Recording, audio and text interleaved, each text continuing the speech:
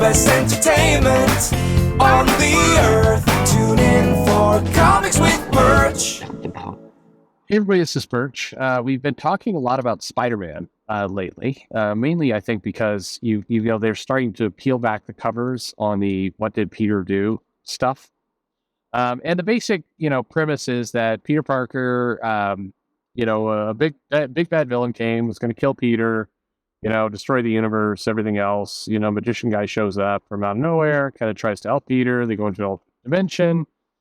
He's there with Mary Jane. So Mary Jane and this guy are there. Peter and Mary Jane are in a committed relationship or whatever it happens to be. And Mary Jane, to save Peter, kind of shoves him out of this portal. He goes back to the Earth. He's trying to get back to Mary Jane. And time is passing there, kind of in the 10 minutes to every second in American time or whenever it is Earth time. And so he's desperate to get back, and somewhere along the line, Mary Jane picked up 2 kids and apparently a husband, or this guy she's with.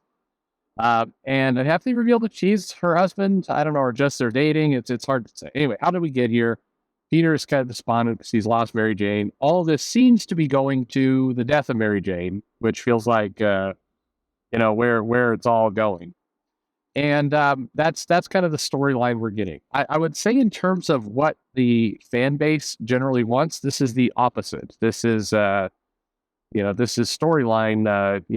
What is it? How would you say it? Like self-harm porn? I don't know. I don't know the best way to explain what's going on, but it has, when you're reading it, it takes on the feeling of just being drugged through glass. That's kind of how comes across. Well, this reader feels the same. Let's see what it says. It says, "Dear Perch, after trying to get my blood pressure down after seeing constant reminders of the current direction of Zebwell's Spider-Man run, the whole keeping MJ away from Pete in the wake of One More Day just bothers me. What's the point of keeping them apart?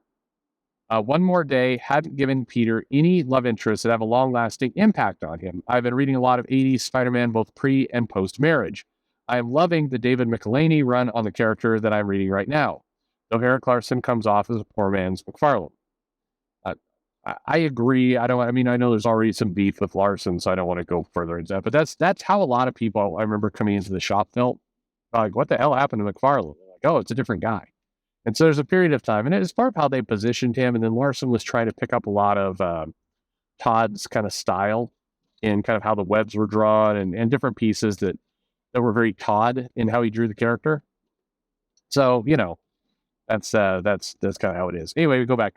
It says, the one thing that I've been rather surprised by reading pre-marriage Spider-Man is that his single love life was never really as chaotic as the current crop of editors would make it out to be. In fact, I would argue that Marvel views Peter's love life more like Matt Murdock's than his love life traditionally was. Peter's love life can be considered tragic, but never tortured like Matt's. Daredevil goes from radically different status quo to status quo. Lawyer, short-order cook, head of a ninja clan. That's Daredevil. Most of the problems with the current Spider-Man run is that they're making him too much like Daredevil. I agree with that point a lot. And the shame of it is whether you like that run or you don't like that run or however you feel about any of this stuff. One thing that I like is that characters feel unique. That they're actually, that there's a Spider-Man is Spider-Man, Daredevil is Daredevil. And I think there's a lot of kind of magic to that when you have the characters kind of behaving, like as unique characters. And so making, Peter Parker into, the same kind of general character, just it's not Parker luck anymore. It is that kind of tortured love life. I think that's a good way to put it. And that's definitely how Spider-Man is currently reading. But that isn't Spider-Man as he always was, and so it's fine to adapt characters, of course, do new things with them. Nothing wrong with that. But you get to a place where you're not adapting the character. You're actually borrowing from someone else. You know what I mean? You're not doing something new. You're actually doing something old. You're just applying it to a new character. And that's how a lot of that's just how a lot of the Peter Parker stuff feels right now. It feels like taking a Yeah, I mean, it feels like taking somebody else's identity, plastering onto Peter because, oh, Parker Luck, and then calling it a day. And that's, I think that's a disservice to the character. I mean, to everything. It's I don't know, not enjoyable. So anyway, let's go back to the mail here, and we'll kind of wrap this one up. It says, as a quick side note, I honestly think that if One More Day and the bulk of stories posted that would work better refitted as Daredevil stories. Picture One More Day with Daredevil, devout Catholic. Matt sells his marriage to the devil to save the life of a loved one. Way more compelling. Picture picture Spider Island with Daredevil. The population of New York City starts going blind and depopulating or developing Matt's powers due to the hand or something like that. Picture Superior Spider-Man as a Daredevil story, but a dying Kingpin or Bullseye switches powers with Daredevil. Am I onto something? That's an intriguing thought. And I think you're right. I think so. So Spider-Man One More Day was more of a major character change than what Marvel was billing it as, which was going back to the basics of Spider-Man. Remember, One More Day was billed as we're going back to the pure essence of who Spider-Man is, and we're making the character more relatable.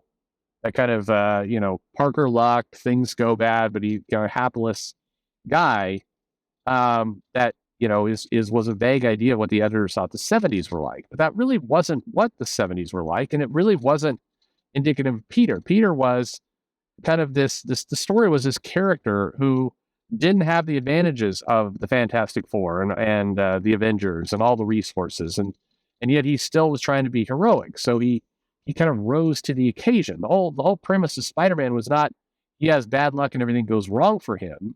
The premise was, despite not having built-in advantages of other heroes, he still managed to, find his own way and be heroic. That was what Spider-Man always was about. I think it's a huge misread to say that Spider-Man was about, things always seem he has bad luck. That's a horrible read on the character. And it goes back to, I think, quite frankly, to broaden it out a bit, where I think a lot of writers misunderstand superheroes and certainly current heroes, which is, you cheer them because they rise to the occasion and they find a way to carry on, to make it work. That, even stacked up against impossible odds, even when the villains are stronger than the superheroes. And if you go back to kind of the 60s and the 70s, and you look at some of the major stories like the Korvac saga, or, even a lot of stuff with Batman. Batman is a guy with, fancy gadgets and, detective skills and all the rest. And he's going up against, Bane, who's super powered for all intents and purposes. He's going against the Joker, who has an army of henchmen, and madness powers or whatever. I'm just joking about that one, but he's going up against Killer Croc, which is way more powerful than him. The whole purpose of a lot of heroes were they would go up against villains that were stronger than they were, and their heroism, their desire to do the right thing, put them in mortal jeopardy. But also, you cheered for them when they made it, when they figured out a way to do it.